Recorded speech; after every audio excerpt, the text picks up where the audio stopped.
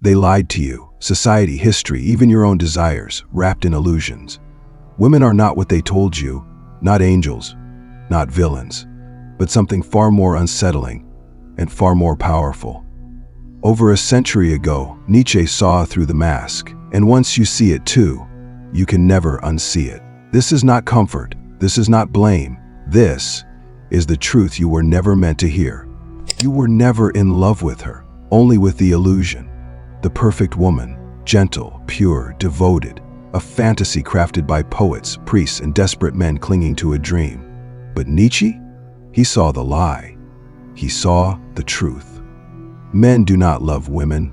They love their own reflection, projected onto a body they barely understand. They worship what they wish she was, not who she is. And when reality shatters that illusion, resentment takes its place. A woman is not a blank slate. She is not the untouched canvas men paint their dreams upon. She has desires, ambitions, instincts, some hidden, some in plain sight. But the biggest illusion? That she loves the way men love. For a man, love is devotion, a surrender, a need to protect, to possess. For a woman, love is choice. It is calculation, it is survival. And when the balance shifts, when devotion is no longer useful, love is discarded like an empty shell. You were taught that women are the softer, kinder sex. But what if softness is a weapon? What if kindness is not innocence, but strategy? She does not conquer with force. She does not fight with fists. Why would she need to? Influence is sharper than a blade. The ability to guide, to deceive, to mold perception. That is the true power, and yet, men refuse to see it. They fall in love with the cage and call it freedom. You think she belongs to you? That her love is pure? Nietzsche laughed at this delusion. Love, to a woman, is never blind. It is precise, it is chosen, it is earned, and when the illusion fades, she will not hesitate to move on. A man falls in love with the dream of forever. A woman, she falls in love with the moment, and the moment always ends. She is not cruel, she is not heartless, she is only what nature made her to be, and it is men blinded by their own fantasies who cannot accept it. You were never her world, only a moment in it. Power. The one thing men believe they hold over women, the one thing they think she lacks. But Nietzsche saw the truth. Power is not always loud, not always violent. Sometimes the sharpest blade is the one you never see. Men build empires with war, with conquest, with force. But women? Women build something stronger. They do not take power, they become power. Their weapons are subtle. Soft words, lingering glances, silence when needed, passion when necessary. Power does not always demand. Sometimes it simply invites. A man believes he rules his world, his kingdom, his wealth, his name. But look closer. Who shaped him? Who made him believe in himself? Who whispered in his ear, led him without command, controlled without appearing to? Kings have worn crowns, but history was written by the hands that touched them in the dark. A woman's strength is not in brute force. It is in understanding, in patience, in knowing that direct battle is a fool's game. Why fight when you can be fought for? Why chase when you can make them come to you? Why command when a whisper can move mountains? And so, men mock what they do not understand. They call women manipulative, deceitful. But what is manipulation if not the art of survival? For centuries, denied power, denied choice, denied freedom. What else was she supposed to do? Men made the rules, women learned to bend them. They call it deception. She calls it instinct. A way to exist in a world that was never built for her, and yet without her, it would collapse. Look at the greatest leaders, the strongest warriors, the men who shaped history. Beside them, behind them, above them, in ways they never saw, was a woman. Whispering, guiding, directing. Even today, power has evolved. It is no longer just about the throne, the battlefield, or the wealth of nations. Influence is the new empire. Attention is the new currency. And women? They have mastered both. They no longer need to hide in the shadows. Now, they stand in the light. And still, men cannot see. Because men expect power to be like their own. Loud, aggressive, undeniable. But the greatest power? The greatest power is the one that does not need to ask, does not need to demand. The greatest power is the one that makes you believe you are in control, while you are already kneeling. And that is the power women wield. Love, They say it's the purest of emotions, the great equalizer, the force that binds souls together. But Nietzsche saw the truth. Love is not peace. Love is not harmony. Love is a battlefield. A man loves like a soldier. He surrenders, he devotes, he offers himself completely, believing love is his refuge. But for a woman, love is not surrender. Love is strategy. Love is survival, and survival is war. Men believe in the fairy tale that love should be unconditional, that devotion should be enough. But a woman does not love blindly. She does not love without reason. Her love is precise, calculated, given only when it serves her nature. She was never taught to fight with fists, but she was taught to fight with love. Because love is power, and power is never given, it is taken. Men fall hard, quick, recklessly. They love as if love itself will complete them. But to a woman, love is a negotiation, a constant exchange of value. She does not fall, she chooses, she studies, she waits, and when she decides, it is never without purpose. And when the balance shifts, when the scales tip, when love no longer benefits her, she will not hesitate. A man will hold on, beg, break himself just to keep what was already gone. A woman? A woman simply leaves, without looking back. This is why men suffer in love, because they fight wars they never understood. They bring their hearts to a battlefield where hearts are just weapons. They think loyalty is enough, that effort is enough, that love itself is enough. But Nietzsche knew the harsh truth. Love is never enough, because love is not about giving. It is about winning. Men dream of eternal love. Women understand that love is only ever temporary. It lasts only as long as it serves a purpose. And when that purpose fades, so does the love. A man loves desperately, clinging to the illusion of forever. A woman loves decisively, knowing forever is an illusion. And so, men lose the war before they even know it has begun.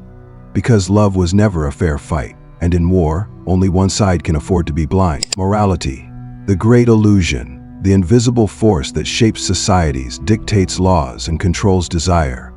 Men believe morality is truth, something sacred, something absolute. But Nietzsche saw deeper. He saw morality for what it truly is, not truth, but strategy. And no one has mastered this strategy more than women. For centuries, denied power, denied control, denied even the right to shape their own destiny. What choice did they have? They could not fight with swords, they could not rule with might. So, they ruled with something stronger, something far more dangerous: virtue. Men waged wars with steel and blood. Women waged wars with ideals and guilt. They turned morality into a battlefield where no swords were needed, where power did not come from force, but from the ability to define what is good and what is evil. A man seeks dominance through action, through conquest. A woman? She seeks dominance by shaping perception, by making her desires appear noble, by making her interests appear righteous, and by making resistance feel like sin. Think about it. Who decides what is selfish and what is selfless? Who decides what is honorable and what is shameful? Who turns sacrifice into virtue and ambition into vice? Morality was never about truth. It was about control. And the greatest trick? Convincing men that this morality was their own idea. That devotion is noble. That suffering is proof of love. That a man who gives everything for a woman is a good man. And a man who expects something in return? A villain. Men are taught that the highest form of love is self-sacrifice. That a real man gives without expecting, protects without question, provides without limit. But Nietzsche asked, who benefits from this morality? Who gains power when a man abandons himself for love? Who wins when the rules of virtue demand his obedience, but never hers? Women did not create the world of men. They did not write the laws of steel, war, and empire. But they mastered something greater, the laws of guilt, obligation, and shame. They did not need to control men's bodies when they could control their minds. Because the most powerful prison is the one you never realize you are in. So, men give, they protect, they serve, and they believe this is what makes them worthy of love. But Nietzsche saw the flaw. Love is not a reward for sacrifice, it is not a prize for goodness. And morality was never meant to free you, it was meant to tame you. Because morality is not about what is right, It is about what is useful, and for centuries it has been used against you. For centuries, women lived in the shadows, defined by men, controlled by men, bound by laws they did not write. But now, the balance has shifted. The rules have changed. The independent woman has risen, and with her, the illusion of love, power, and morality has been shattered. Men once ruled through strength. They built kingdoms, waged wars, shaped history. But they never saw the quiet revolution happening beneath their feet. Women were never powerless. They were only patient. Patience. This was their greatest weapon. While men fought for control of the outside world, women mastered control of the inner world. They learned to shape perception, to influence, to create narratives so powerful that men enforced them on themselves. And now they no longer need patience, because the waiting game is over. The independent woman is no longer bound by devotion, no longer confined by duty, no longer forced into submission by morality disguised as virtue. She has taken the very structures men built, education, economy, law, and made them her own. Men once asked for loyalty, now they beg for attention. Men once provided and protected, now they wonder why they are no longer needed. The independent woman has no master, no obligation, no fear of abandonment, because she was never dependent to begin with. And yet men still cling to the past. They ask, where have all the good women gone? But they refuse to see the truth. Good women were never lost. They simply evolved. They no longer need to be good in the way men once demanded.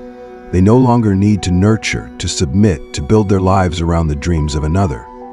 Men built the modern world, but in doing so, they built the very tools of their own irrelevance. And now the independent woman walks freely within it, without fear, without need, without you. And so the question remains, not where have the good women gone, but where does that leave men? Because Nietzsche knew power is never given, it is only taken. And now, the ones who were once controlled hold the reins. Illusion. It is comforting, it is warm, it is safe. But Nietzsche never cared for safety. He cared for truth, and the truth is cold. You were raised on illusions, taught to believe in love as something pure, morality as something sacred, devotion as something noble. But what if none of it was real? What if it was all just a strategy, a system designed not to free you but to blind you? For centuries, men have lived asleep, dreaming of a world that never existed, a world where love is unconditional, where goodness is rewarded, where devotion is enough. But now, the dream is breaking, the illusion is fading, and what remains? Reality. Women were never angels, they were never villains, they were never the fragile creatures men believed them to be. They were simply human, powerful in ways men never understood, strategic in ways men never expected. And now the question is not about them, it is about you. Because when the illusion is gone, when the comforting lies have burned away, all that's left is choice. Do you rage against reality, clinging to a past that will never return? Do you curse women for playing a game you never knew you were in? Or do you evolve? Do you see the world for what it is and rise above it? Nietzsche never hated illusion. He only hated those too weak to see beyond it. He knew that power belongs to those who do not beg for love, who do not seek approval, who do not wait for permission to exist. And so here you stand, at the edge of the illusion, staring into the abyss of truth. Most men will turn away, afraid of what they might see, but a few will step forward. A few will embrace the harsh reality. A few will reclaim themselves, no longer shackled by false beliefs, no longer prisoners of expectation. Because beyond illusion, beyond the dream, is the only thing that has ever mattered. Freedom. The truth is harsh, the truth is uncomfortable, but the truth is freedom. For centuries, men have lived inside a dream, believing in love as salvation, in morality as truth, in devotion as virtue. But Nietzsche ripped away the mask. He saw that love is not pure, that morality is not absolute, that devotion is not rewarded, it is exploited. And now you see it too. The illusion is broken. The world is not what you were told. Women are not what you believed. And love is not what you thought it was. So what now? What do you do with this knowledge? You have two choices. You can reject it, run from it, deny it, desperately cling to the past, to the comforting lies, to the fantasy that everything will return to the way it was. But deep down, you already know it won't. It never will. Or you can embrace it. Step into the unknown. Accept that the world has changed, and that to survive, to thrive, you must change with it. No longer seek validation. No longer beg for love. No longer measure your worth by the approval of those who will never see you as more than a tool. Become more. Become sovereign. Become untouchable. This is not about hating women. This is not about revenge. This is about understanding.